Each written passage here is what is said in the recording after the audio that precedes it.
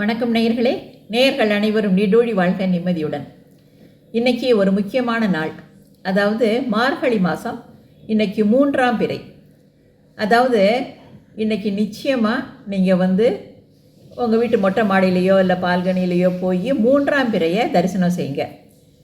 அதாவது தரிசனம் செய்கிறப்ப மனசுக்குள்ளே அப்படியே சிவபெருமான் சிரசில் இருக்கிறதா நினச்சி உருவாகம் பண்ணிக்கிட்டு நல்லா வேண்டிக்கிங்க. இன்றைய நாளில் நம்ம வேண்டிக்கிட்டோன்னா அதோட பலன் 3 மடங்கு. இது எப்படின்னா, இங்கே நீங்கள் வேண்டிக்கிறப்ப குறைஞ்சபட்சம் ஒரு 20 நிமிஷமாவது அந்த 3ஆம் பிறையை பார்த்தவாறு பிரார்த்தனை செஞ்சுக்கலாம். இன்றைக்கி பிரார்த்தனை செய்கிறதுனால என்னென்ன பலன்கள்னால், ஆரோக்கியம் மேம்படும், ஆயுள் விருத்தி, அப்புறம் நம்ம ஏதாவது நினச்ச காரியம் தடங்கள் இருந்ததுன்னா அது நிறைவேறும். நமக்கு என்ன பிரார்த்தனையோ அதை நினச்சவாறே நம்ம நல்லா பிரார்த்தனை செஞ்சுக்கலாம். மணப்பேறு, மகப்பேறு எல்லா பேறுகளும் நமக்கு நல்லா சித்திக்கும். அப்புறம் கடன் சுமை குறையும்.